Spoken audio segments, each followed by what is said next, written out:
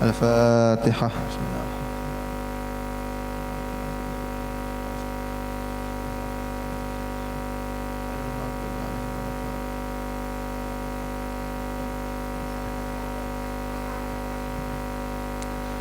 Bismillahirrahmanirrahim. Allahumma inni ihtatu bi darbil la tuluhu masyaallah kuflu la ilaha illallah babuhu Muhammadur Rasulullah sallallahu alaihi wa alihi wa sallam saquhu la hawla wa la quwwata illa billahil aliyyil azim.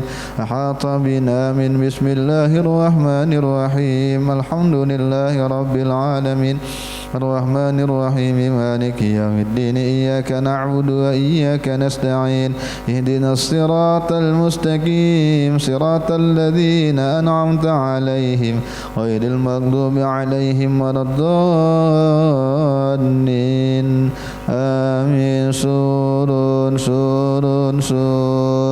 الله لا إله إلا هو الحي القيوم لا تأخذه سنة ولا نوم له ما في السماوات وما في الأرض من ذا الذي يشفع عنده إلا بإذنه يعلم ما بين أيديهم وما خلفهم ولا يحيطون بشيء من علمه إلا بما شاء وسع كرسيه السماوات والأرض ولا يؤوده حفظهما وهو العلي العظيم. بنا استدارا كما استدارت الملائكة بمدينة الرسول بلا خندق ولا سور من كل قدر مقدور وحذر محظور فمن جميع الشرور تدرسنا بالله في العلوين وعدو الله من ساق عرش الله إلى قاع أرض الله بمئة ألف لا حول ولا قوة إلا بالله العلي العظيم. صنعته لا تنقطع بمئة ألف لا حول ولا قوة إلا بالله العلي العظيم. عزيمته لا تنشق بمئة ألف لا حول ولا قوة إلا بالله العلي العظيم. اللهم إن أحد أرادني بسوء من الجن والإنس والوحوش وغيرهم من سائر المخلوقات من بشر أو شيطان أو سلطان أو وسواس فردد نظرهم في انتكاس وقلوبهم في وسواس وأيديهم في إفلاس وأبكم من الرجل إلى الرسل في سني يقطع ولا في جبل يطلع بمئة ألف لا حول ولا قوة إلا بالله العلي العظيم. وصلى الله على سيدنا محمد وعلى آله وصحبه وسلم. سبحان ربك رب العزة عما يصفون وسلام على المرسلين والحمد لله رب العالمين.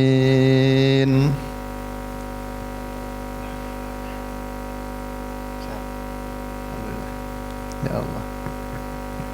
اللهم صل على سيدنا محمد طب القلوب ودوائها وعافية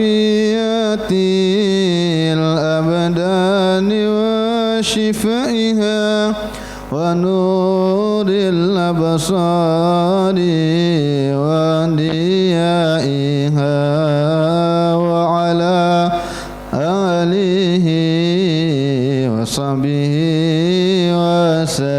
وسلم. اللهم صل على سيدنا محمد طب القلوب ودوائها وعافية الأبدان وشفائها ونور الأبصار وديائها وعلى آله وصحبه وسلم. اللهم صل على سيدنا محمد طب القلوب ودوائها وعافية الأبدان وشفائها ونور الأبصار وضيائها وعلى آله وصحبه وسلم. Subhanallah الذي لا إله إلا هو الحي القيوم وتي الفاتح لسيدنا وحبيبنا رسول محمد بن عبد الله وعلى آله وصحبه الكرام وأزواجه وذريته وأهل بيته وكل معلمين ولجميع المسلمين والمسلمات والمؤمنين والمؤمنات وإلى الشيخ ومربي روح الشيخ مشر ونزوري البنجري وإلى سيد الحبيب عبد الله بن عبد القادر على يدرس وإلى سيد الحبيب عباس بن محمد الدرس وصلنا صاحب الحول الشيخ سيد محمد بن عبد الكريم السمن المدني ولجميع مشايخنا أينما كانوا أن الله يغفر لهم ويرحمهم ويعلي درجاتهم في الجنة وينفعنا بهم أسرارهم وأنوارهم وعلومهم ونفحاتهم في الدين والدنيا والآخرة وعلى كل نية صالحة وعلى كل ما نبي سلف صالح بنية القبول وتمام كل سور ومعمل وإلى حضرة النبي محمد صلى الله عليه وسلم. الفاتحة. بسم الله الرحمن الرحيم. الحمد لله رب العالمين الرحمن الرحيم مالك يوم الدين إياك نعبد وإياك نستعين اهدنا الصراط المستقيم صراط الذين أنعمت عليهم غير المغضوب عليهم ولا الضالين آمين. Bismillahirrahmanirrahim. Assalamualaikum warahmatullahi wabarakatuh. Alhamdulillah, syukur kepada Allah terhadap limpahan rahmat dan karunia-Nya, terutama nikmat iman Islam yang melekat dalam kehidupan kita sampai saat ini. Salawat salam kepada baginda Nabi besar Muhammad sallallahu alaihi wa alihi wasallam, kepada sahabat beliau, keluarga beliau, pengikut beliau hingga hari kiamat. Kita malam hari ini tidak membaca kitab seperti biasa dulu. Jadi insyaallah malam minggu akan datang baru kita baca kitab. Malam hari ini kita bahaul Syekh Sayyid Muhammad bin Abdul Karim As-Samman Al-Madani atau Mahaul Syekh Samman. Jadi sedikit kita membaca manakib beliau. Nanti setelah itu kita sama-sama dengarkan ada tausiah dari tamu kita, ad-da'i ilallah Syekh Samir bin Basim bin Fauzan Al-Maghribi. Karena abah beliau orang Maroko ya. Mama beliau nono nenek Belanda. Ya. Nenek Belanda, abah mama Maroko. Bukan merokok. Maroko itu Maghrib, sebelahnya Tunis. Jadi negeri Maghrib kita rancak dengar kalau Al-Maghribi, Maghrib ya. Maghrib itu sekarang 3 negara, Maroko, Tunisia dengan Aljazair, bersebelahan dengan Spanyol. Jadi di negeri abah beliau ini, kata guru kami yang sekolah di sana, itu kalau ke pinggir laut kita kelihatan Spanyol di sana. Ya. Nah, betul kata beliau. Jadi kita minta beliau untuk memberikan nasihat, mudah-mudahan manfaat dunia akhirat. Nah, kita sebelumnya membaca manakib dulu.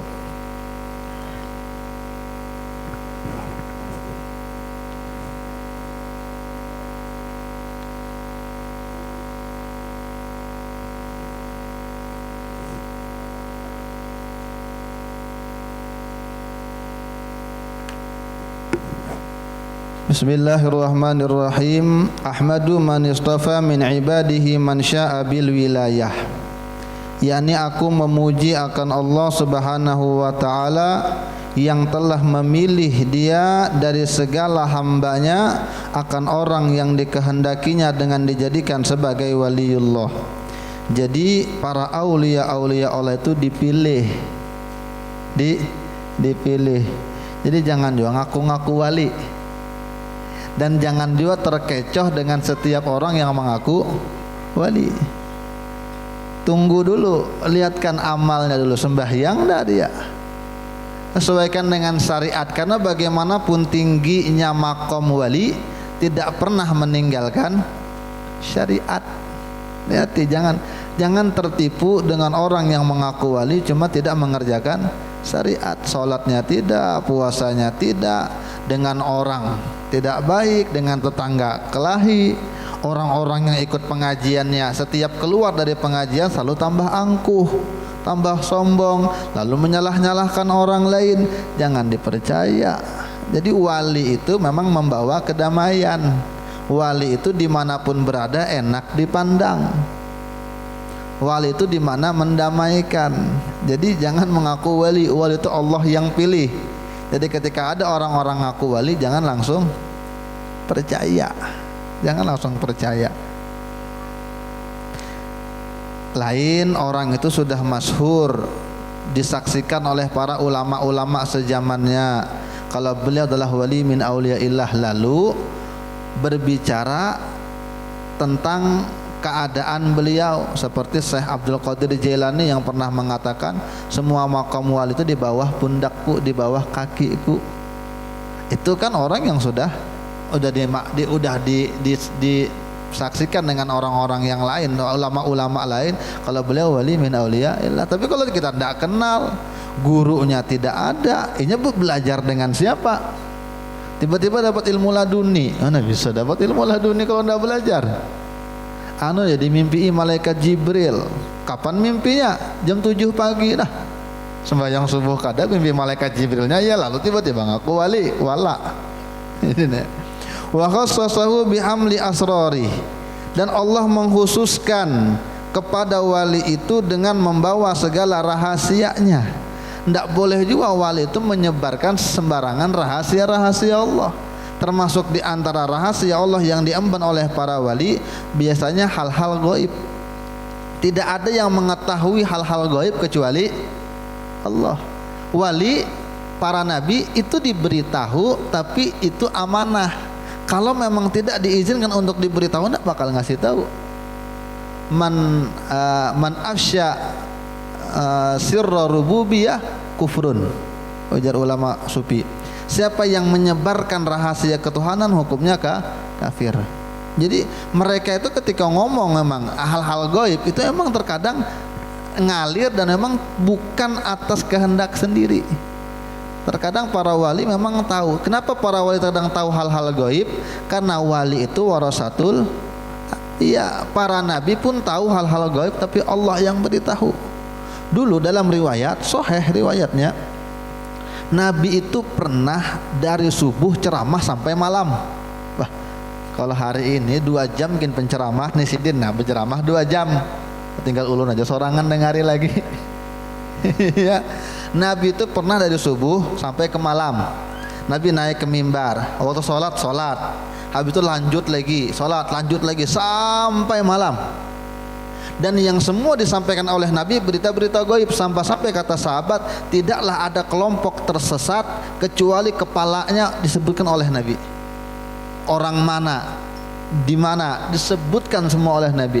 Tapi karena itu mungkin seharian, jadi mungkin yang sampai kepada kita mungkin hanya beberapa saja, tentang Imam Mahdi, tentang Dajjal, tentang mungkin nanti ada namanya Muhammad Al-Fatih, itu kan sudah diprediksi oleh Nabi. Mungkin itu saja yang masih ingat, tapi sebenarnya sudah disampaikan oleh Nabi. Itu kan Nabi kan membawa rahasia Allah. Nah, para ulama juga warasatul ambiya, sedikit banyaknya mengerti hal-hal gaib tapi tidak diberi tahu. Jadi jangan percaya dengan orang yang terlalu mudah mengobrol rahasia. Aku lihat Ikam ini bakal begini lagi nih dari tangannya, dan kan jadi orang kaya nih. Aku lihat kau lalu ngaku-ngaku wali, omongannya gitu-gitu, jangan dipercaya dulu, jangan. Karena wali itu tidak dengan nafsu ketika berbicara. Wa jazabahu minhu ilaihi bisabiqi inayah, yakni dan ia menghampirkan akan dia daripadanya kepadanya dengan sebab terdahulu pertolongan. Udah, memang pilihan. Jadi ada waliullah itu yang mendapatkan kewalian memang karena apa? Dengan jalur wahbiyah. ada yang kasbiyah, ada yang wahbiyah. Ada yang memang dari lagi kecil orang itu dipilih oleh Allah untuk menjadi waliullah. Dari dalam perut sudah tahu. Macam kayak Habib Umar bin Abdurrahman Al-Atos, kalau ada hilaf. Kenapa dinamakan Al-Atos? Sampai sekarang keturunannya memang diberi gelar Al-Atos karena beliau bersin dari dalam perut ibu kedengaran orang luar. Kalau gerak-gerakan kelihatan wajar. Nah, lincahnya dalam perut jar, sampai benjol-benjol perut mama. Ini bersin kedengaran keluar. Itu orang pilihan wahbiyah yang emang dari awal dipilih oleh Allah untuk menjadi wali. Tapi ada juga dengan jalur kasbiyah. Orang ini beribadah kuat, beramalan kuat, nuntut ilmu kuat, hingga akhirnya terpilih menjadi waliullah. Jadi ada proses. Wa ashkuruhu anna manna alaina bil iman bima ja'at bihil anbiya wal awliya'u min asrarir rabbaniyah. Dan aku bersyukur kepada Allah yang telah menganugerahkan kepada kita dengan keimanan, iman kepada apa yang telah datang oleh para nabi, para wali dari segala rahasia ketuhanan. Kita nih orang Lok Bahu ini khususnya rata-rata memang percaya dengan hal-hal seperti ini. Ini kan hal yang memang sebagian orang tidak percaya. Jadi kata beliau, aku bersyukur dijadikan oleh Allah sebagai orang yang percaya dengan karomah, percaya dengan kewalian. Ada sebagian orang tidak percaya, ya kada masalah, kita tidak menyalahkan. Cuma jangan sampai kita terikut kepada orang-orang yang mengingkari kewalian para ulama. Jadi aku bersyukur, kata beliau, percaya diberikan iman oleh Allah, percaya dengan apa yang datang kepada para nabi, para wali dengan segala rahasia ketuhanan. Ya, apalagi kalau sudah bulan Zulhijjah, Lok Bahu ini nakib dari ujung sana terkenal Pak Lok Bahu ini, masya Allah. Untungnya Samarinda Ujua, Kalimantan ya juga. Tapi yang terkenal memang Syekh Saman. Biar kalau ke Jawa, ke Jakarta nih, sidin lawas di Jakarta. Pernah lah menemukan haul Syekh Saman di Jakarta? Pernah? Jarang tapi jarang. Siapa yang katakan Bib? Syekh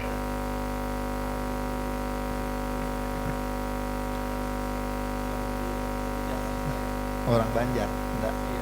Orang Banjar. Jarang pian ketemukan di luar Kalimantan ada orang yang membaca manakib Syekh Saman. Di Kalimantan aja. Di Jakarta ada Jarsiden. Tanyai orang Banjar kah? Iya. Ya. Itu orang Banjar. Ya. Jadi kenapa Syekh Saman ini dikenal oleh orang Kalimantan? Karena penyebar Islam yang berjasa di Kalimantan adalah Datuk Kelampayan. Datuk Kelampayan ini muridnya Syekh Saman. Walaupun murid Syekh Saman ini banyak, di antaranya lagi yang paling banyak Thariqah Saman itu di Sudan. Jadi mungkin kalau Kalimantan ini mungkin masih kalah dengan meriahnya di Sudan. Sudan tuh rata-rata orang sufi itu rata-rata banyak bertarekat sama Samaniyah. Sudan dengan Kalimantan. Sudan tuh negara, Kalimantan pulau aja. Nah, Sudan dengan Kalimantan tuh paling banyak orang membaca manakib, membaca ajaran, mengamalkan tarekat Syekh Saman Al-Madani. Ya Sudan tuh nang bebuhan Afrika. Ya, tetangga Maroko. Afrika Utara, Sudan, banyak di situ. Khalifah Syekh Saman Al-Madani di sana. Di Sumatera ada juga sebagian. Karena ulun punya guru ujar sidin, aku dari lagi halus sudah diajarkan cara zikir Syekh Saman itu. Nambah nasihat itu lagi halus sudah. Jadi di daerah Medan, Mandailing, Natal itu ada juga di sana. Memang di sana dibawa oleh murid juga Syekh Saman, yaitu Syekh Abdul Somad Palembang, naik ke atas di daerah Sumatera. Cuma tidak semeriah di Kalimantan. Itu pun kan baru rame kan akhir-akhir ini ya. Walaupun dulu rame, cuma tidak serame sekarang. Karena ketika di zaman Datuk Kelampayan, setelah itu ke zaman ke bawahnya berikutnya mulai tidak banyak orang yang cuma tidak banyak. Makanya guru-guru tuha di Martapura tarekohnya bukan Samaniyah, rata-rata Sajiliyah ini. Nah, ketika di zaman Abah Guru yang menjadi khalifah tarekoh Samaniyah lalu disebarkan dan diperbanyak oleh Abah Guru, murid-murid sidin semua berbaiat tarekoh Samaniyah. Baru ramai setelah Abah Guru wafat, baru tambah meriah. Jadi kita membaca manakib Syekh Saman ini diantaranya memang adalah barokah abah guru. Bahkan manakib Syekh Saman ini pertama kali tulisan ini ditulis oleh dikarang oleh abah guru. Walaupun memang isinya ini abah guru, cuma tuh yang mengumpulkan itu lain. Jadi ada manakib Syekh Saman Tuha, kitab Tuha itu ditulis oleh guru Muaz yang pernah datang ke Bendang kemarin. Cuma itu dari abah guru, makanya tanda tangan abah guru. Itu manakib yang termasuk awal-awal ditulis tentang Syekh Saman di Kalimantan. Jadi memang abah guru yang berjasa. Memang kalau kita lihat memang Datuk Kelampayan, abah guru itu orang yang memiliki andil besar di Kalimantan. Pondok pesantren Darussalam itu melahirkan ulama tidak sedikit. Berkat siapa? Berkat Datuk Kelampayan, karena yang mendirikan Syekh Kasbul Anwar adalah keturunan Datuk Kelampayan. Pemangki punya guru namanya Kiai Sya'roni Arif, sama berguru dan bersilsilah keilmuan dengan Datuk Kelampayan. Sekarang sampeyan cari aja masjid kaumnya orang mana rata-rata di Kalimantan nih. Kalau ada pelulusan Darussalam, lulusan Pemangki, di sini ada guru Jaini, di sana ada guru Udin. Rata-rata memang di sama ada guru Ahmad Ridwan. Yang kita terkenal aja, almarhum guru Ijat, Abah Latif, guru Jumri, guru Fatur Rahman, alumni pesantren Al-Banjari, Abuya Balikpapan, semua itu sampai kepada Datuk Kelampayan. Jadi memang jasanya tidak bisa dikalahkan. Kita hari ini baca manakib mengingat Syekh Saman juga perantara dari para abah guru dan Datuk Kelampayan.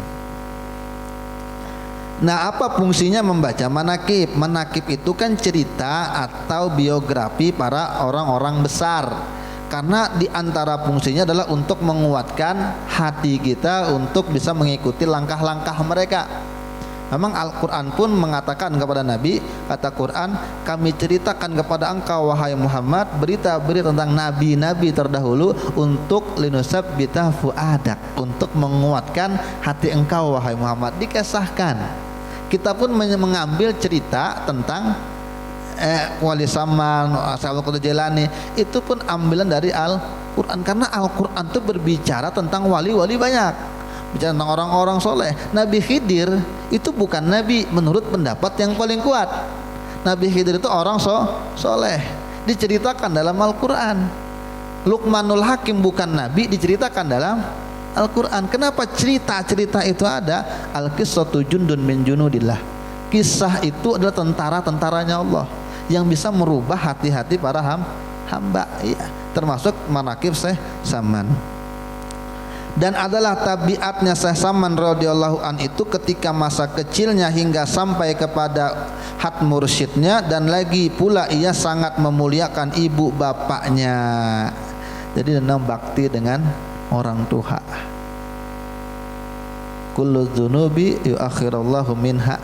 Setiap dosa itu Allah akhirkan terkadang bagi siapa yang dia kehendaki, illa uquqal walidain, kecuali durhaka kepada orang tua.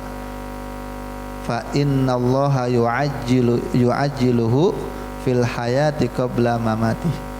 Kama qala Rasulullah, gitu ya. Semua dosa bisa aja Allah ampuni atau Allah tunda di akhirat baru, tapi khusus dosa kepada kedua orang tua Allah segerakan sebelum orang itu mati merasakan di dunia. Orang durhaka dengan orang tua, tapi kalau orang itu bakti dengan orang tua, namanya dikenal dengan penghuni langit semacam Uwais Al-Qarni. Bahkan kata Nabi Muhammad berpesan dengan sahabat-sahabat beliau, disuruh minta doa, padahal belum ketemu lagi dengan Uwais Al-Qarni. Ayo, begitu dahsyatnya orang yang bakti, tapi dibalik itu orang yang durhaka pasti dapat apa? Timbal balik, dapat karma sebelum dia meninggal dunia. Kecuali dia betul-betul taubat. Dan kata ulama, bisakah berbakti dengan orang tua itu ketika orang tua sudah meninggal dunia? Kata ulama bisa. Di antaranya mendoakan setiap sholat, membaca untuk orang tua mintakan ampun 5 kali.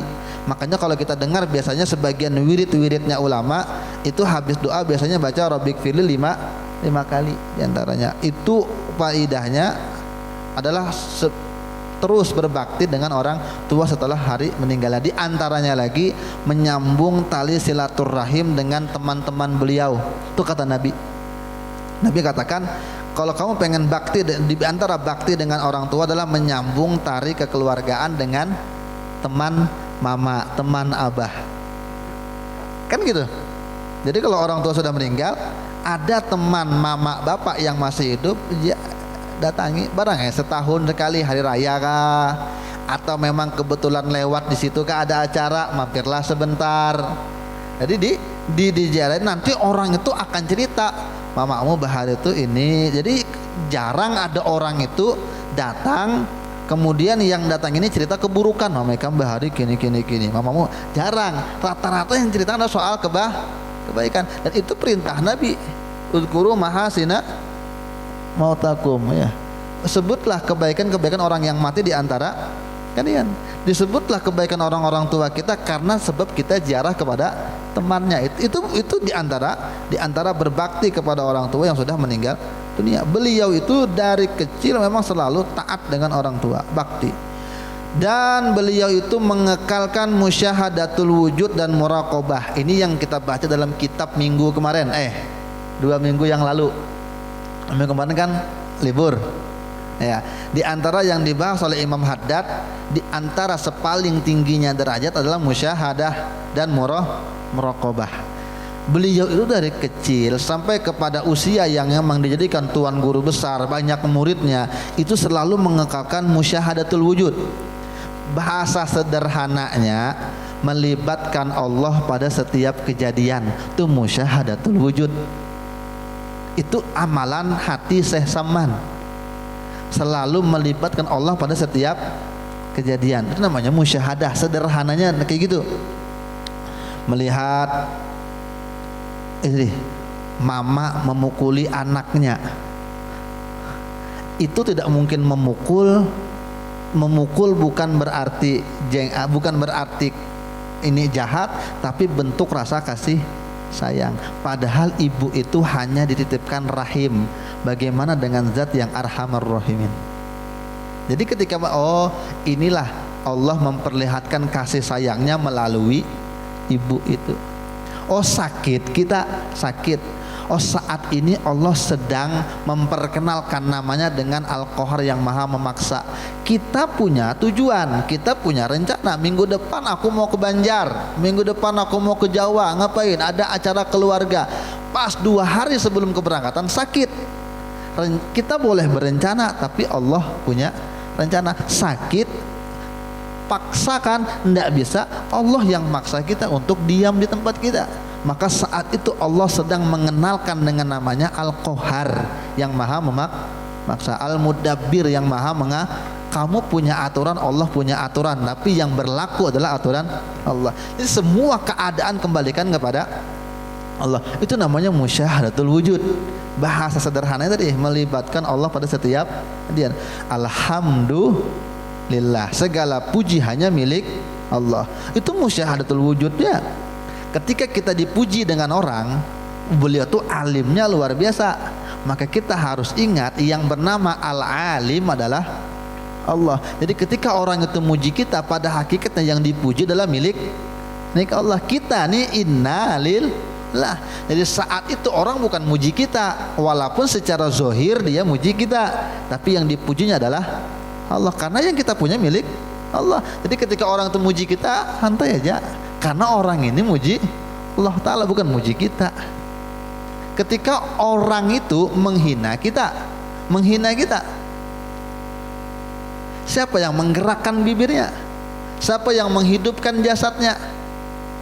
Allah. Maka hati kita, ya udah, orang punya mulut ya begitu, tapi hati kita jangan.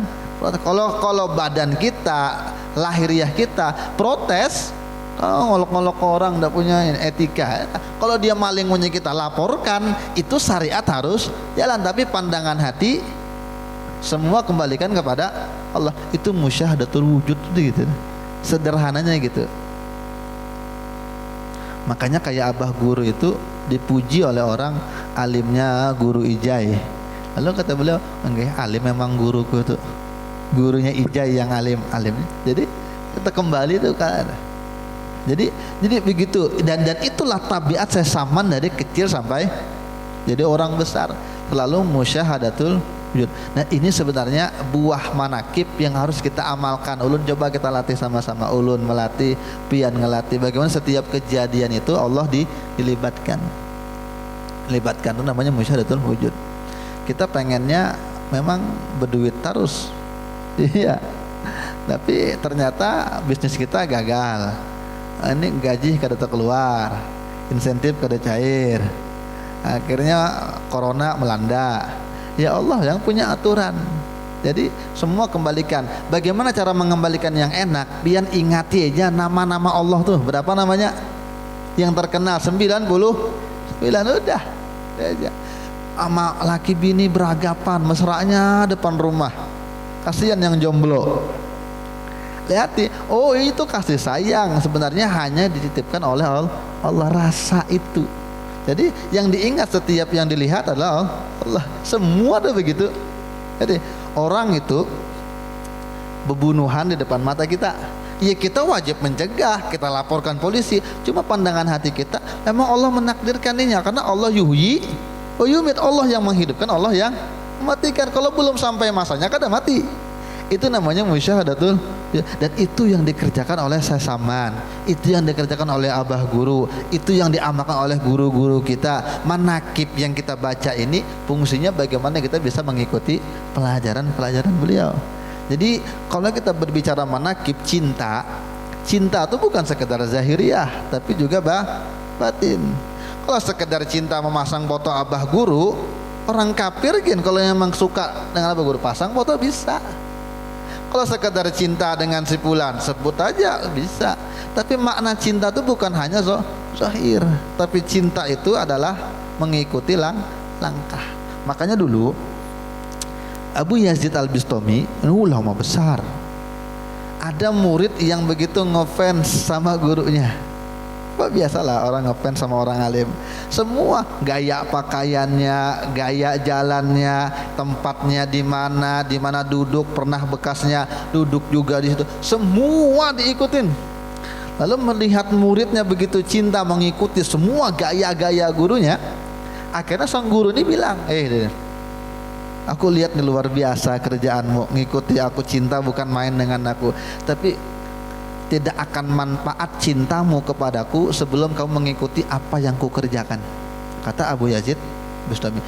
Jangankan begitu, kata Abu Yazid, seandainya kulitku nih semua dilepas, dipakaikan ke badanmu, bukan hanya makai baju lagi tabarukan, ini kulit dibuka lalu dipakaikan kepada kamu, tetap tidak manfaat kalau kamu tidak jalan di jalanku.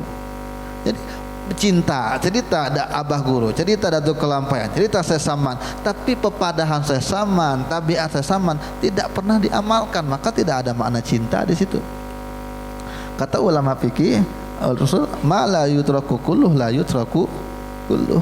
Sesuatu yang tidak bisa diikutin semuanya. Oh kan beliau wali. Kalau wali kan luar biasa, kita tidak bisa ikut. Tidak bisa ikut semuanya, sedikit tidak apa-apa. Carilah dalam segmen kehidupan beliau, dalam kehidupan apa yang bisa kita ikutin. Beliau adalah orang yang sangat kasih sayang dengan orang yang pelajar, itu kan sesaman. Kita baca manakib. Sebenarnya sekalipun ulun kada baca, pian sudah banyak yang hafal karena di mana-mana baca manakib, tinggal penjelasannya aja lagi.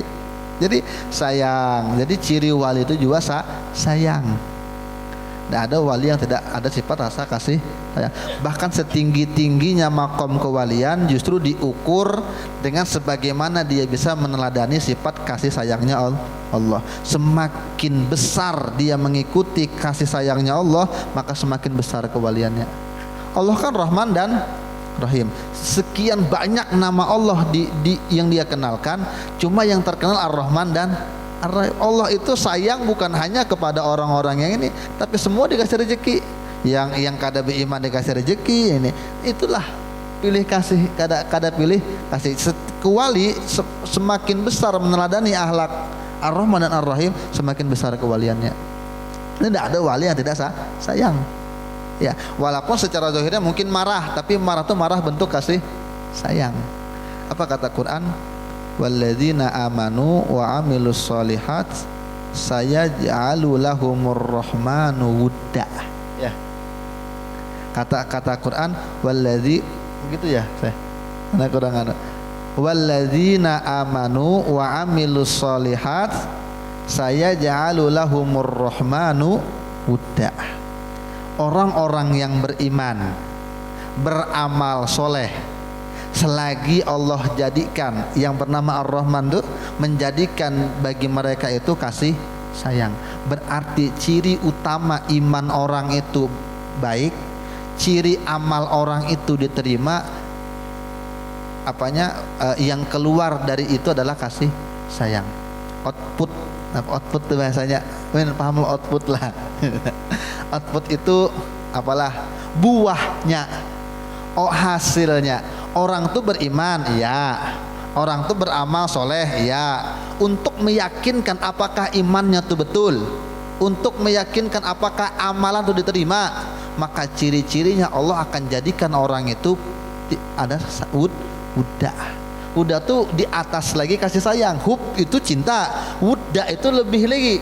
Jadi kalau bahasanya bukan hanya simpati, tapi Indosat kan. Simpati itu nih, simpati gini. Itu cinta lah. Simpati itu kesidin tuh sakit, kasihannya Bang, ayo kita ke sana jenguki, beri elangi ke situ.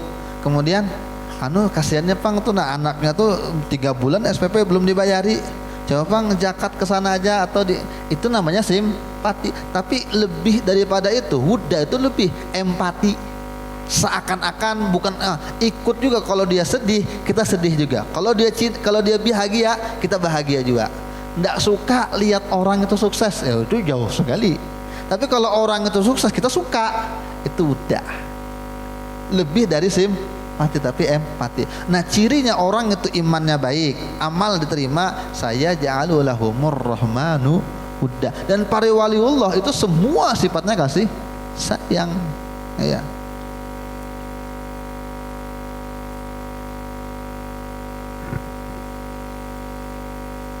Jadi jangan kasar-kasar lah dengan kalau anak mengaku wali, kalau pecinta wali jangan kasar-kasar dengan orang. Memang keras belum tentu tidak artinya tegas beda dengan kasar. Kasih sayang itu tidak menghalangi orang untuk tegas, ya.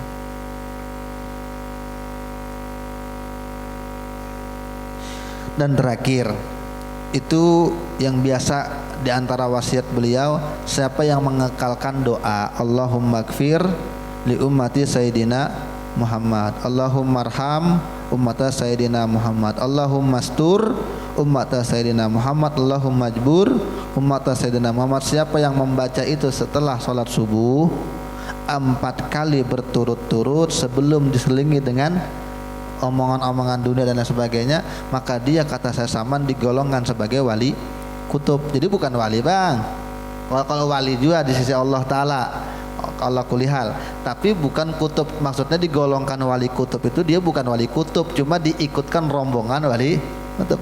Mungkin dalam satu bis semua wali kutub, tapi dia bukan, cuma diikutkan di situ.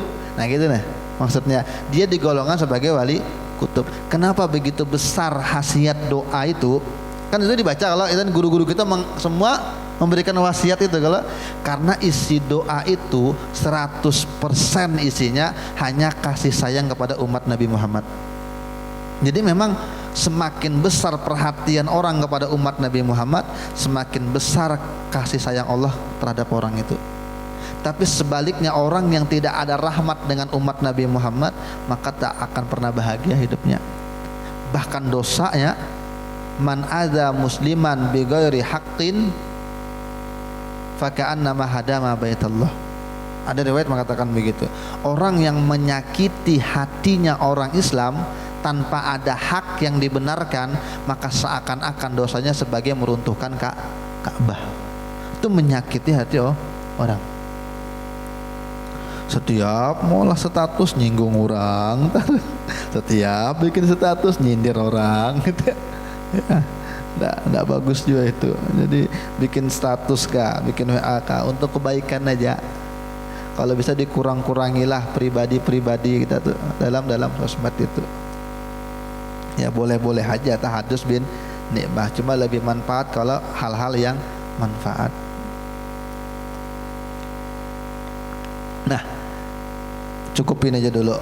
Kita minta nasihat dengan tamu mulia kita, Ad-Da'i Ilallah Syekh Samir. Mudah-mudahan Allah panjangkan umur beliau nih, Allah sehatkan beliau, Allah kuatkan beliau, Allah mudahkan semua langkah-langkah dakwah beliau. Dan mudah-mudahan kita dikumpulkan nanti dengan orang yang kita cintai, berkumpul dengan guru-guru kita, berkumpul dengan para anbiya Allah, berkumpul dengan Syekh Saman yang malam hari ini kita hauli. Nah, berkumpul lagi kita di akhirat dalam keadaan yang lebih baik daripada hari ini. Amin Allahumma amin. Ala hadhihi niyyah wa ala kulli ma nawa bi salafus sholih. Al-Fatihah. Bismillahirrahmanirrahim. Maliki yaumiddin. Iyyaka nasta'in. Shiratal ladzina an'amta 'alaihim ghairil maghdubi 'alaihim waladdallin. Amin.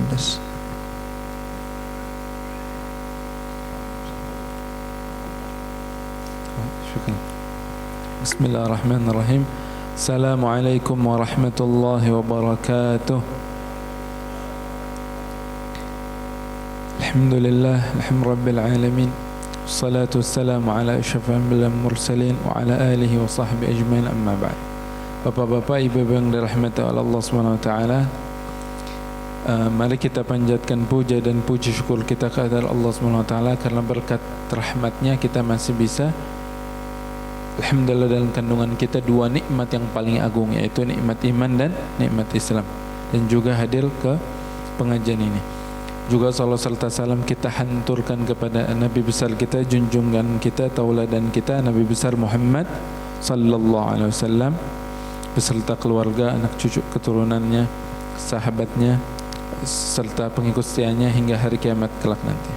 Bapak-bapak, ibu-ibu yang dirahmati Allah, yang Al-Fakir hormati Ustaz Taufik, kita doakan beliau mudah-mudahan umur panjang, sehat selalu, dikaruniai anak cucu keturunan yang saleh-salehah, daripada segala hajatnya dikabulkan oleh Allah Subhanahu wa taala. Juga yang paling terbesar Al-Fakir ucapkan kepada bapak-bapak, ibu-ibu yang enggak mungkin ada pengajian ini kecuali kehadiran bapak ibu-ibu. Oleh karena itu Al-Fakir ucapkan jazakumullah khairal jaza. Semoga Allah Subhanahu wa taala yang membalas kebaikan bapak-bapak, ibu-ibu. Ibu-ibu, bapak-bapak yang dirahmati oleh Allah, sedikit menambahkan daripada yang sudah dibahas tadi oleh Ustaz Taufik, yaitu tentang wali atau perwalian. Tapi perwalian ini bukan yang wali sekolah ya, tapi wali yang artinya kedudukan di sisi Allah SWT. Tapi yang pertama mesti diingat, ada tingkatan di sisi Allah yang lebih afdal daripada wali. Nikmat yang sekarang sudah ditutup oleh Allah, yang hanya orang-orang terbatas yang dapatnya, yang kata para ulama a'zamun ni'mah indal bashar, yang paling top yang pernah didapat oleh manusia. Nikmat itu enggak bisa didapat oleh dia berusaha dengan saleh, dengan harta, dengan segala macam. Enggak bisa juga. Nah, ini sebagian ulama berbeda pendapat, ada yang bilang bisa diwariskan, ada yang bilang enggak bisa. Artinya nikmat ini intinya hadiah dari Allah Subhanahu wa taala. Kalau siapapun yang dapat nikmat ini, maka dia jadi orang yang luar biasa. Terbatas hanya sekitar 120.000 nabi atau 124.000 orang, yaitu nikmat kenabian dan rasul. Jadi itu yang mesti harus kita tanamkan, bahwa lebih afdal daripada wali, bahkan nggak bisa dibandingkan ya. Jadi kalau ada seseorang jadi nabi, maka dia dapat fasilitas dijamin daripada nggak mengerjakan dosa, dijamin sudah pasti orang yang senang dan lain sebagainya. Nah, karena memang makhluk Allah Subhanahu wa taala itu ada 3 jenis dari segi kesenangan dan kesengsaraan. Ada makhluk yang Allah ciptakan memang untuk senang dunia akhirat. Salah satunya para nabi atau malaikat yang sudah pasti senang. Ada makhluk Yang kedua yang sudah pasti sengsara. Memang Allah sengaja ciptakan buat sengsara. Na'udzubillah. Ada iblis, ada dajjal, ada anak cucu keturunan jin yang langsung lahir jadi pengikut iblis. Na'udzubillah. Jadi kesian Allah ciptakan dia buat sengsara. Ada yang tengah-tengah. Dia pilihan. Dia kalau dia mau senang ya dia ikut yang golongan pertama, kalau dia mau sengsara dia ikut golongan yang kedua. Nah, ini yang paling banyak, ini yang kelompok yang yang ketiga ini yang kita menentukan. Semuanya adalah Allah, tapi Allah kasih kita usaha agar bisa pilih. Kita mau wahdainahun najdain, jalan yang baik ataupun jalan yang buruk. Nah, salah satunya adalah mentauladani daripada para wali-walinya Allah Subhanahu wa taala. Nah, walinya Allah Subhanahu wa taala ini Allah Subhanahu wa taala ini dari segi daripada nanti ada satu hadis yang Al-Faqir mau bahas, tapi sebelumnya ada kaidah dari ulama, wali itu kalau dilihat tadi yang beliau sampaikan itu dilihat dari segi yang mendapatkannya. Nah, ini ada wali yang dari segi kesempurnaannya itu, wali itu dibagi menjadi 3 macam. Pertama, ada wali namanya Allah sallallahu Muhammad. Ada wali, saya lupa istilah yang pertama itu, ada qalil atau apa, tapi yang al-muhim yang pertama itu maksudnya adalah wali yang setiap orang mukmin dia dapat kewaliannya. Karena Allah bilang dalam Al-Quran, Allahu waliyul ladzina amanu. Allah itu walinya setiap orang yang beriman. Nah, jadi kita ini yang orang beriman kepada Allah dan Rasulnya, yang orang muslim, pasti ada dapat sedikit daripada kewalian, tapi sedikit. Apa artinya? Kata para ulama, salah satu buktinya adalah kalau kita berdoa dikabulkan oleh Allah. Nah, enggak mungkin orang bisa berdoa dikabulkan Allah, maksudnya kebaikan daripada akhirat kita, kecuali dia mesti ada bagian daripada kewalian. Itu kata para. Kemudian yang kedua, waliyun naqis. Kemudian yang kedua, wali yang kurang. Wali yang kurang ini adalah wali yang dia tadi orang muslim, tapi sayangnya dia bukan di Ahlus Sunnah wal Jamaah. Jadi ada nggak Ahlus Sunnah, ada nggak wali di Wahabi, di Khawarij, di yang lain sebagainya? Selama dia masih muslim, walaupun dia bukan Ahlus Sunnah wal Jamaah, dia dapat, tapi naqis. Makanya kadang-kadang kalau kebetulan dia dapat guru yang wali tadi, tapi bukan dari Ahlus Sunnah wal Jamaah, yang sebetulnya naqis, nah itu kadang kita nasihatin susah. Kenapa? Karena dia bilang wali saya guru saya gini. Nah, dia nggak bohong. Tapi kalau dia faham ilmu tasawuf, dia bakal tahu bahwa walinya tadi dia wali naqis. Nah, yang terakhir waliyut tam. Waliyut tam ini wali yang sempurna.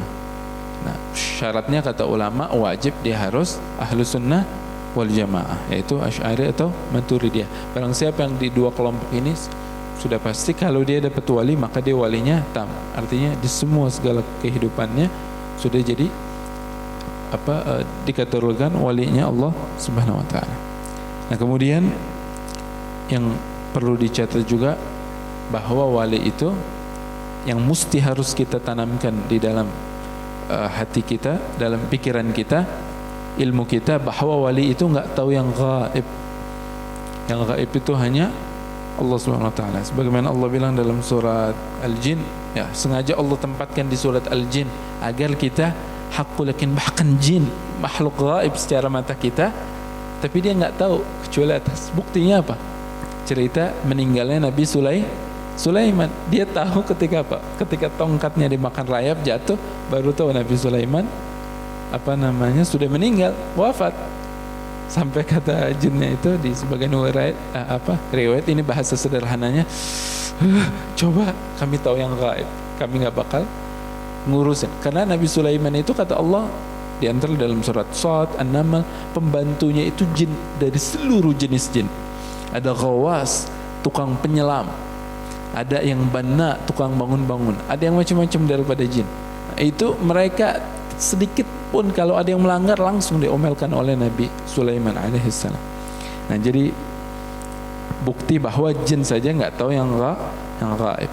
Nah, ini buat for information ya, buat informasi bahwa kalau ada dukun yang tahu kita, tapi ini sebetulnya nggak semua dukun yang agak kelas atas yang VIP sedikit, dukun itu kenapa tahu yang gaib? Dia sebetulnya nggak tahu yang gaib, kitanya aja yang bodoh. Apa?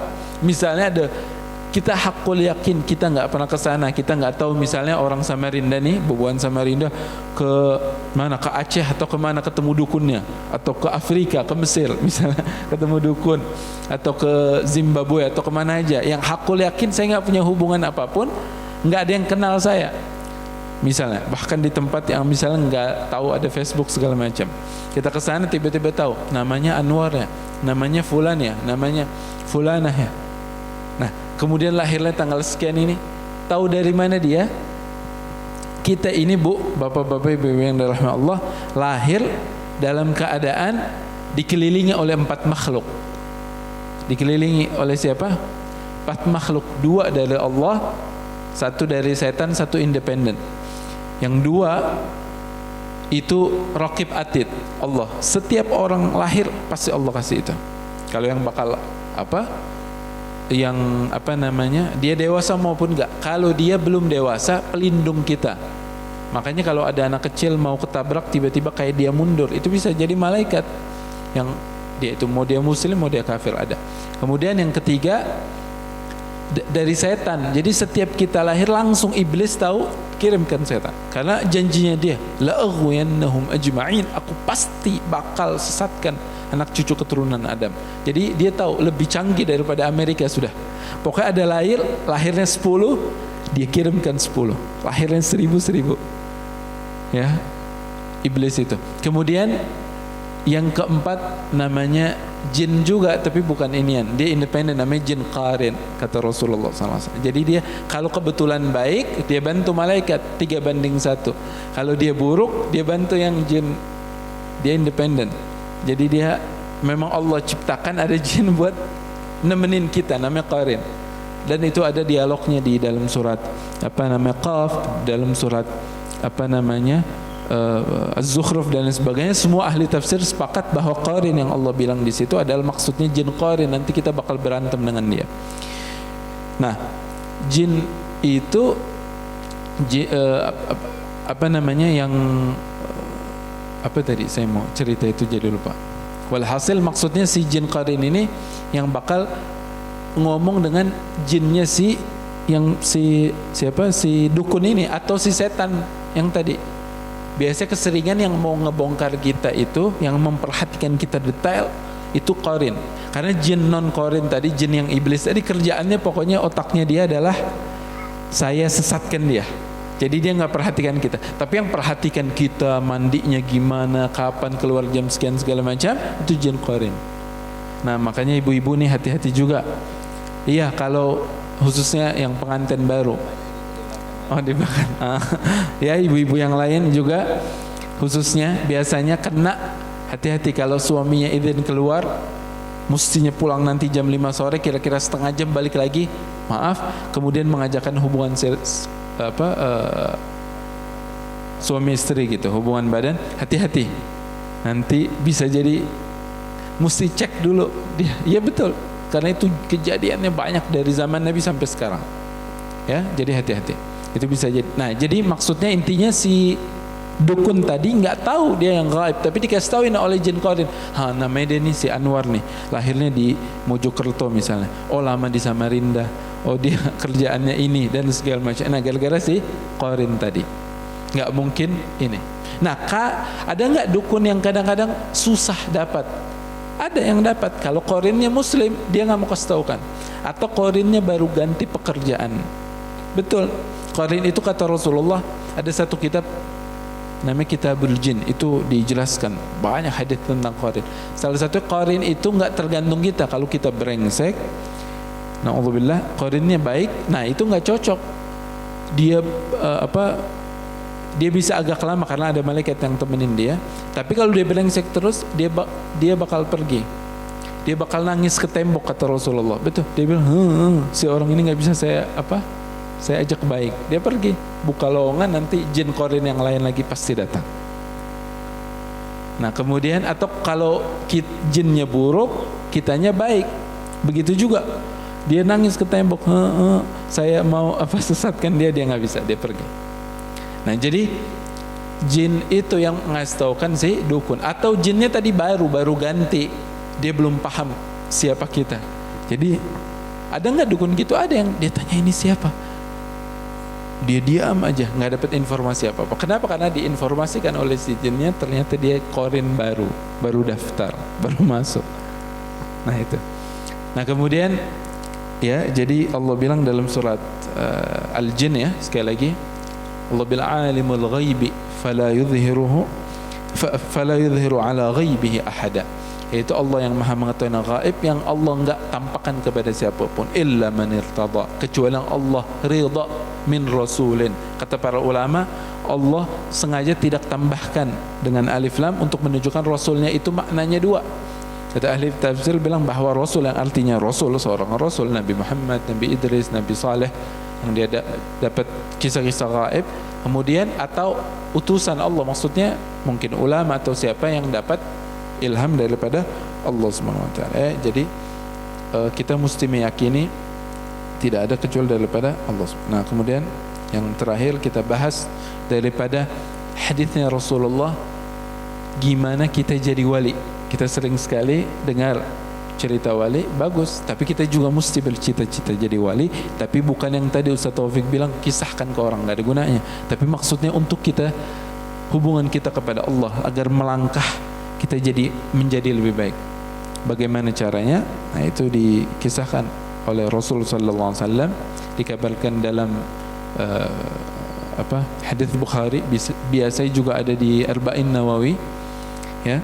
Itu kata Rasul sallallahu alaihi wasallam bersabda, innallaha qala, dan ini termasuk hadis qudsi karena Rasulullah menginformasikan firman-Nya Allah Subhanahu wa taala dengan bahasanya Rasul sallallahu alaihi wasallam ya. Sesungguhnya Allah Subhanahu wa taala berfirman, kata Rasulullah, man 'ada li waliyan, barang siapa yang memusuhi aku seorang wali ya, faqad, maksudnya barang siapa yang memusuhi wali aku, faqad adzantuhu bil harb, maka aku bakal memerangi dia dengan maka aku telah mengumumkan kepada dia perang. Maksudnya, jadi kalau ada seseorang yang Allah anggap wali, hati-hati kalau kita kata para ulama, kalau kita menyakiti dia, maka Allah bakal sakitinya tuh, marah sekali kita. Nah, jadi bapak-bapak, ibu yang dirahmati Allah. Nah, kalau tadi, kenapa saya tadi informasikan yang tadi bahwa wali itu ada 3 macam. Ada wali yang kalau kita sebagai orang muslim pasti dapat kewalian walaupun sedikit. Kemudian ada wali yang setengah, kemudian ada wali yang sempurna. Nah, itu maka kita mesti hati-hati. Walaupun orang, apalagi dia muslim, nah itu hati-hati. Beda seseorang itu berbuat curang kepada orang muslim dengan orang yang bukan muslim. Curang sekali. Bahkan kita ini berbuat dosa curang kepada sesama manusia ini jadi berkali-kali lipat, karena kita ini umatnya Nabi Muhammad SAW. Umatnya Nabi itu ada 2, ada umat namanya umat dakwah, ada umat ijabah. Kita ini alhamdulillah umat ijabah, umat yang sudah menjawab dakwahnya Nabi. Artinya kita sudah jadi muslim, mukmin kepada Allah SWT. Kemudian ada umat yang dakwah, yang orang kafir, orang Kristen, orang Protestan, Katolik, Hindu, Buddha, Konghucu dan lain sebagainya. Itu umat dakwah yang perlu didakwah. Nah, ketika kita menyakitkan dia, kita juga menyakitkan Nabi Muhammad SAW, karena umatnya Nabi masih disandingkan kepada Rasul SAW. Wa ma arsalnaka illa rahmatul alamin. Artinya mereka dapat rahmat daripada Rasul SAW. Jadi bayangkan, kemudian kalau kita sakitkan orang muslim, umatnya Nabi, lihat berapa double lagi. Muslim, dia betul-betul muslim yang baik, wali sempurna lagi, kita nggak tahu. Wali ada yang Allah tampakkan, ada yang mastur nggak kelihatan. Nah, berkali-kali lipat. Kemudian ada dia muslim, bahkan mungkin wali, habib lagi, keturunan Nabi sallallahu alaihi wasallam. Kita sakitkan berkali-kali lipat lagi. Nah, jadi hati-hati ketika kita menyakitkan orang-orang. Ya, jadi tentunya kemarahan Allah sebagaimana tingkatan daripada si wali tadi. Kalau wali tadi luar biasa, kayak yang suka misal fitnah Habib Umar, wah itu beda dengan orang yang fitnah orang biasa, itu bisa dosanya berkali-kali lipat. Nah kemudian ya, dan Allah itu mengumumkan perang itu dalam arti dengan macam-macam. Kata para ulama, satu bisa ditambah dengan dosa yang berkali-kali lipat. Na'udzubillah min dzalik. Bisa Allah kemudian stempelkan dia, na'udzubillah nggak bakal dapat hidayah. Bisa Allah langsung kasih hukuman. Bisa Allah macam-macam sudah. Jadi bisa Allah susahkan rezekinya, bisa Allah. Nah jadi hati-hati. Jadi kalau kita misalnya sudah usaha luar biasa, kok saya belum ada yang tembus ya proyek. Saya mau punya anak 10 tahun nggak pernah punya anak. Saya sudah 15 tahun niat nikah, nggak nikah-nikah. Saya mau cari kerja sudah 7 tahun nggak. Nah itu hati-hati. Makanya Nabi bilang, ajarkan doa apa salah satunya? Allahumma ghfirli Allahumma ghfirli ma qaddamtu wa ma akhartu wa ma a'lamu wa ma la a'lam. Yang aku tahu, yang aku nggak tahu, salah satunya itu. Kalau perlu ada diajarkan ya Allah, kalau tidak salah ya, kalau Al-Fakir nggak salah doanya daripada Al-Habib Abdullah Al-Haddad, itu beliau ada doa ngajarkan Allahumma ghfirli law adhantu waliyan min awliyaik. Ya Allah, aku minta maaf kalau aku pernah menyakitkan wali daripada wali engkau. Nah jadi kita doa itu coba didawamkan 1 hari, 2 hari, 1 minggu, 2 minggu, 1 bulan. Nah insya Allah kalau Allah ampunkan maka urusan kita bakal mudah. Nah kemudian Rasulullah melanjutkan hadis yang tadi, wa ma taqarraba ilayya 'abdi bi syai'in. Kalau ada seseorang yang mendekatkan diri kepada aku.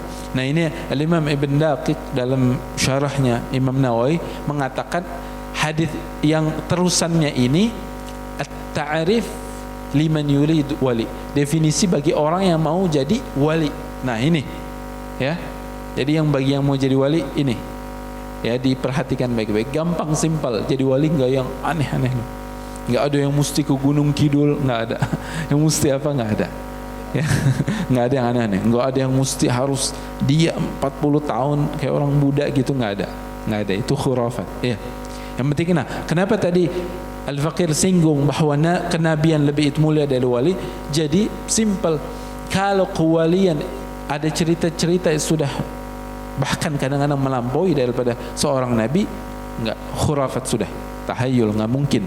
Karena wali itu mesti lebih rendah daripada seorang nabi. Itu ittifaq orang Islam.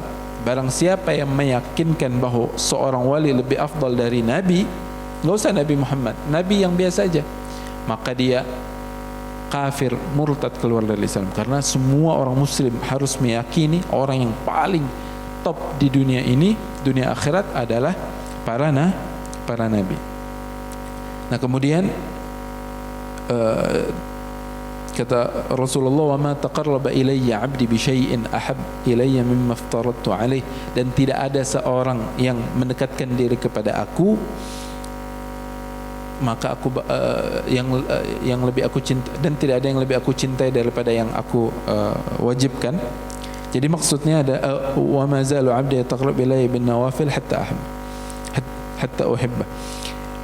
Apa kata Allah Subhanahu wa taala yang dinukil oleh Rasulullah. Jadi maksudnya orang itu syarat mau jadi wali mengerjakan yang wajib faraid yang tadi beliau sudah singgung. Enggak ada wali kecuali salat. Rajin salat enggak ada. Wali berani ninggalkan salat walaupun 1 waktu sehari, misalnya aku cuman ngerjain 4 aja, tapi aku wali loh, enggak ada. Na'udzubillah. Bahkan kalau dia sampai meyakini wali itu tidak kalau seorang itu enggak wajib salat, sudah murtad, berarti dia keluar daripada Islam. Na'udzubillah. Orang yang meninggalkan dalam mazhab Syafi'i, orang yang meninggalkan takasulan, yang malas-malas, fasik.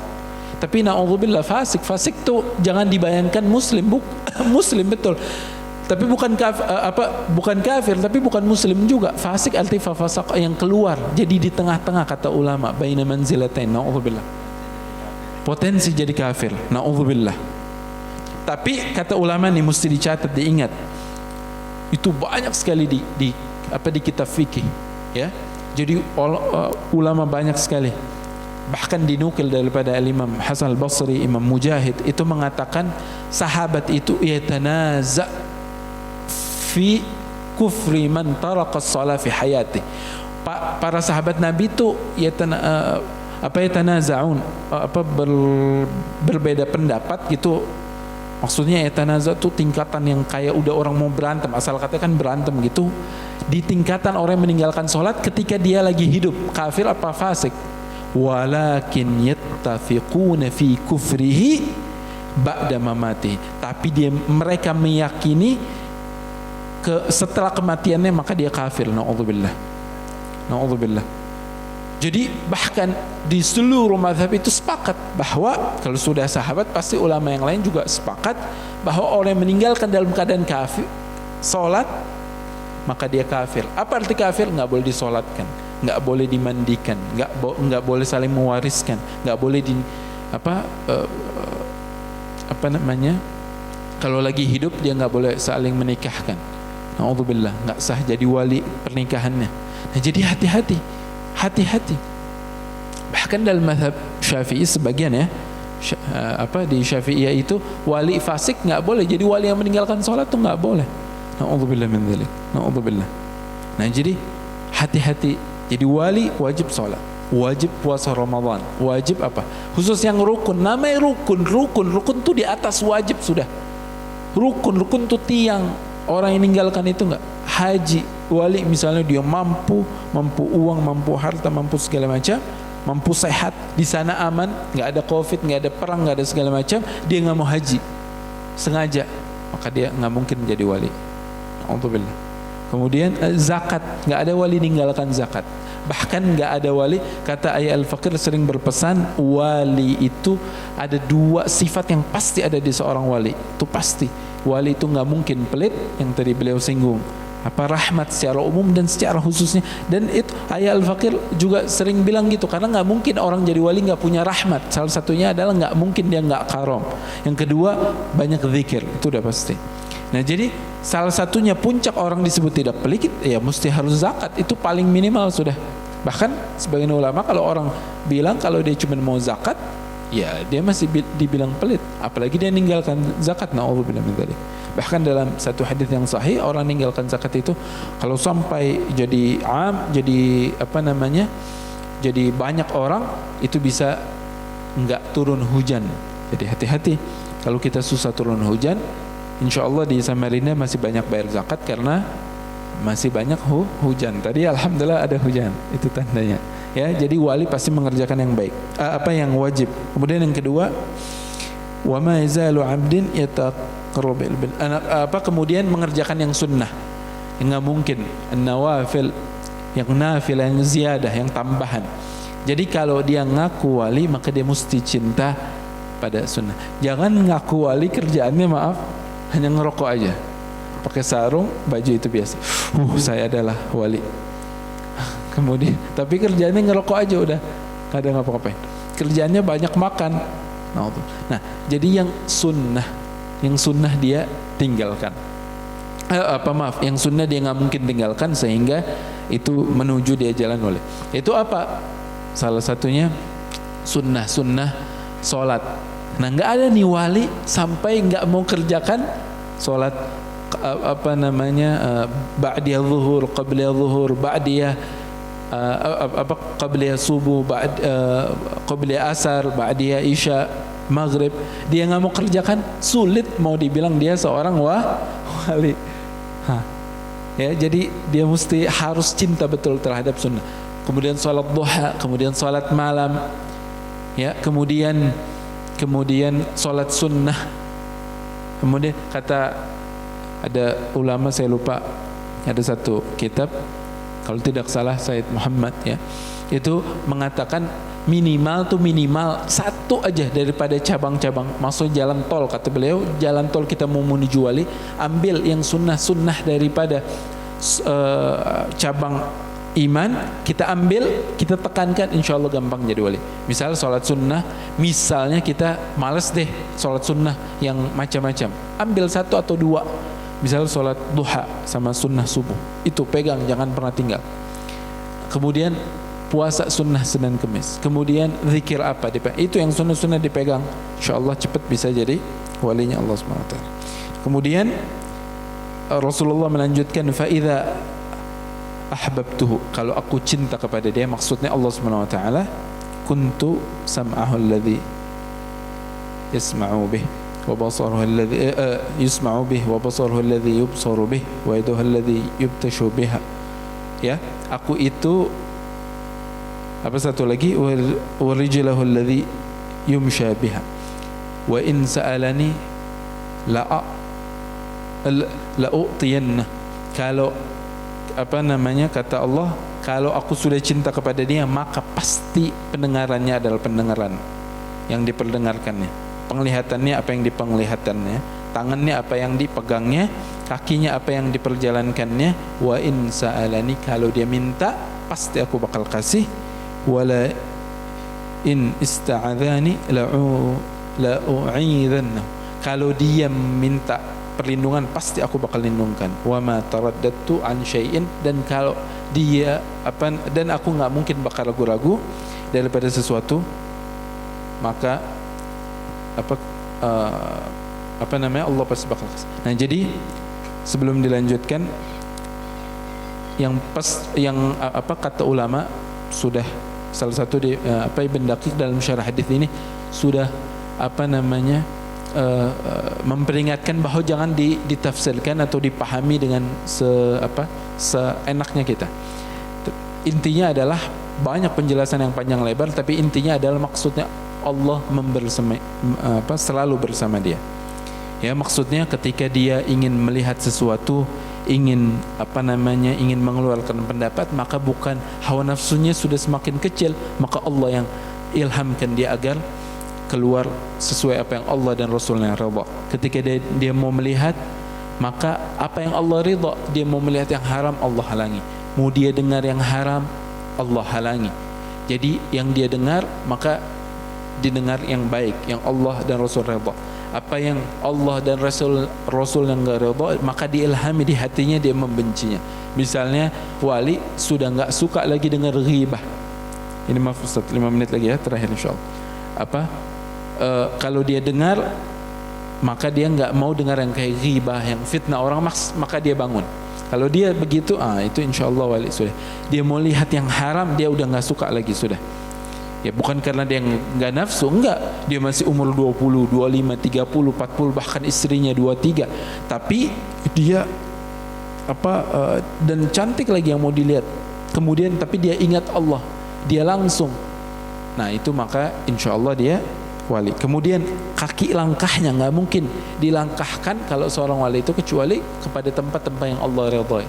Nggak ada wali sukanya di mana, di bar, nggak ada. Iya, di kafe nggak ada. Yang maksudnya jadi kesukaan. Kalau tempat-tempat yang mubah oke, tapi sekali-sekali nggak ada jadi suka dan nggak ada tujuannya maksudnya. Kalau ke bar mau ambil seorang anak atau apa dikeluarkan, ya nggak apa-apa. Tapi kalau jadi naudzubillah, jadi tujuannya naudzubillah, maka dia nggak mungkin. Nah, kemudian sampai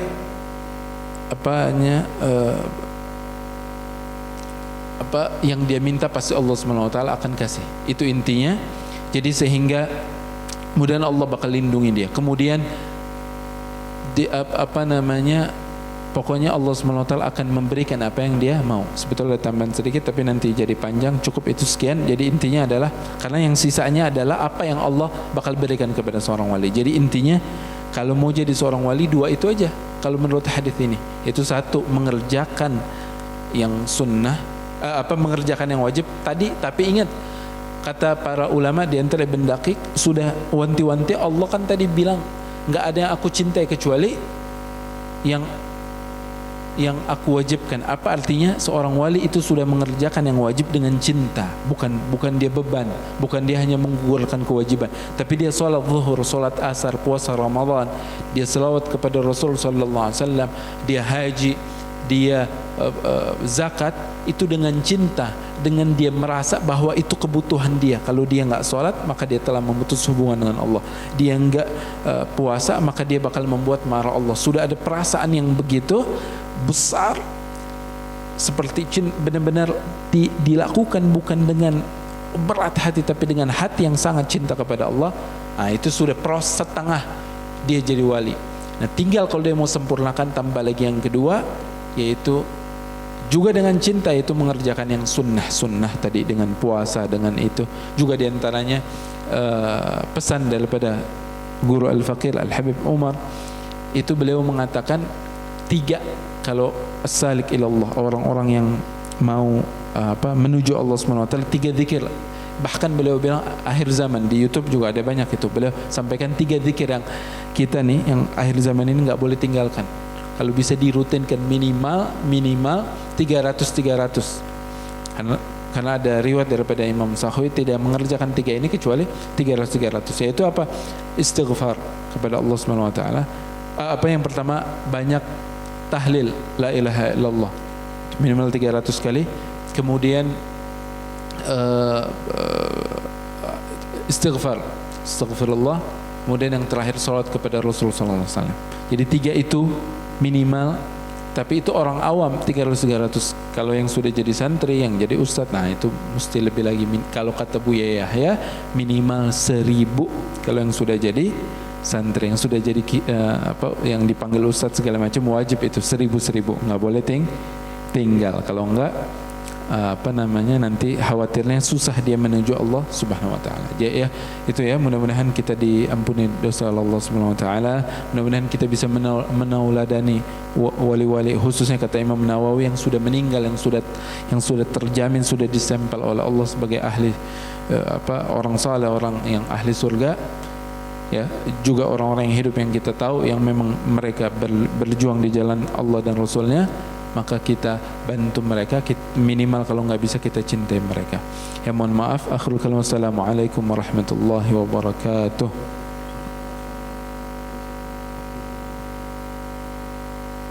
Intinya kata beliau itu, laksanakan yang fardu, kerjakan yang sunnah.